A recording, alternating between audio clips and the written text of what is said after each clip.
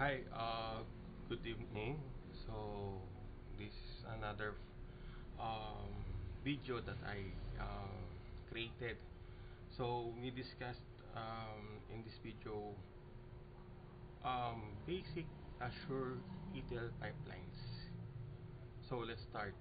So, I will make this video short.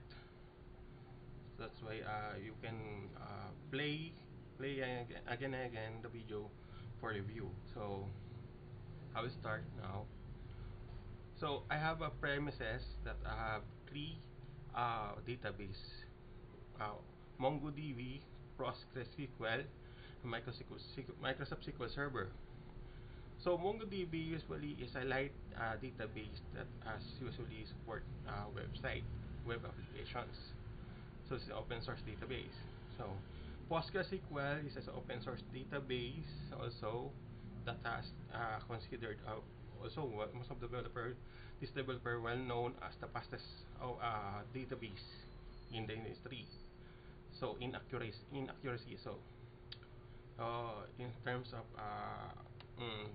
performance and also in memory usage. So yeah, and also we are all familiar in Microsoft SQL Server.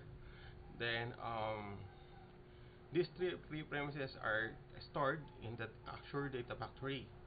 This Azure Data Factory will be retrieve the data from these three different premises. Premises is the other term of source system. Yeah, so then it will transmit the data to Azure Data Lake. Azure Data Lake is a data lake.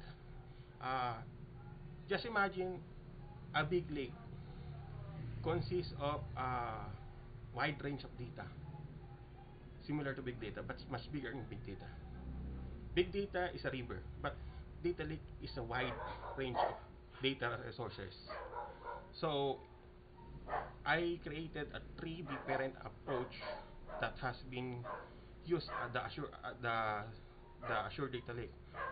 First, streaming data, which is Kafka. Kafka, of FYI, Kafka is it's an Apache streaming API that can connect to Databricks. Databricks is a CLI interface that can connect to Azure Data Studio, Synapse, and um, notebooks. Yeah, you can command the Azure command to CLI. Then you can execute Kubernetes command uh, through this Databricks, and it will connect to the Kubernetes, and the Kubernetes it will stored in an application direct to communicate with Databricks. So streaming data. FYI, Kafka is a name of a writer.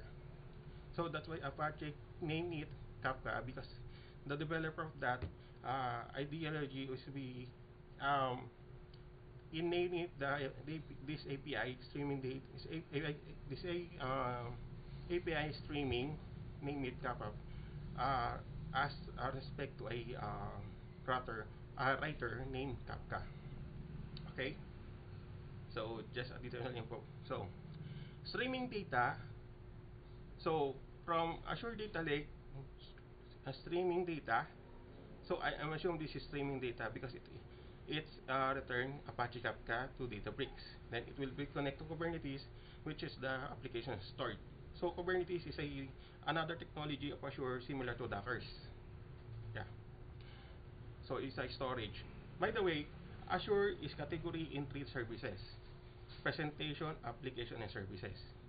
Presentation, application, and services. I repeat, presentation, application, services. Then also, this icon, light blue diamond in the middle, this is what we call Azure Synapse. Synapse is an analytic tool to connect all the data data that connect to data lake. So it's similar to a cloud-based SQL Server uh, management studio. It's a simplified cloud-based SQL Server management studio. All the analytics querying in Azure will be located in and do the task in Synapse. Okay. So second, business intelligence. Business intelligence can connect directly Power BI through Synapse and sources from Data Lake Azure.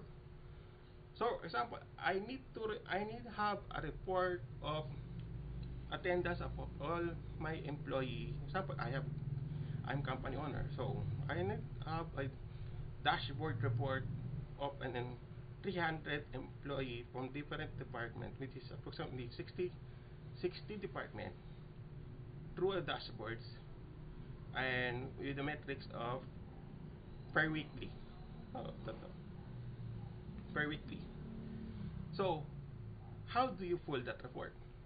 So, you can pull that report through data lake, which is store the data, and you can query the the script based on the business requirements that your boss is request. So you can query on Synapse, then it will you can connect to Power BI as data mart for data sets. Then you can create that on a dashboard. It's clear. So third, by the way, Power BI, this is the former before Power BI, FYI, before Power BI, we have a tool that used for reporting services. It's SQL Server reporting services that bundled to data tools before um, business intelligence development services.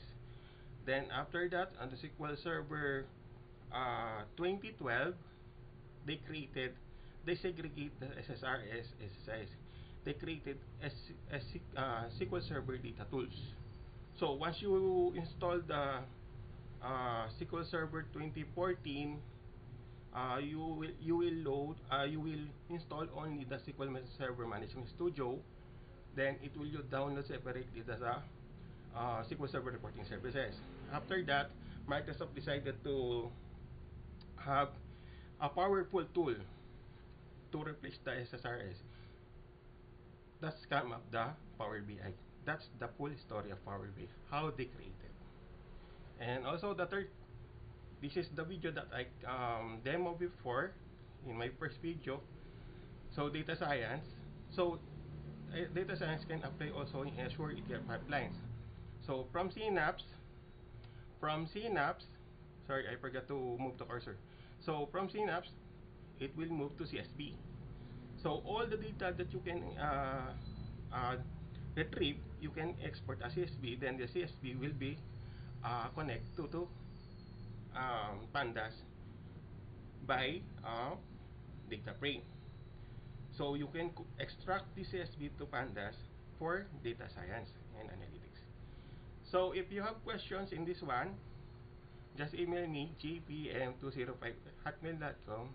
So by the way, my name is JP. So I'm appreciate your comment suggestion regarding this. So my next video, by the way, will be AWS ETL pipeline. So see you in next video, and thank you.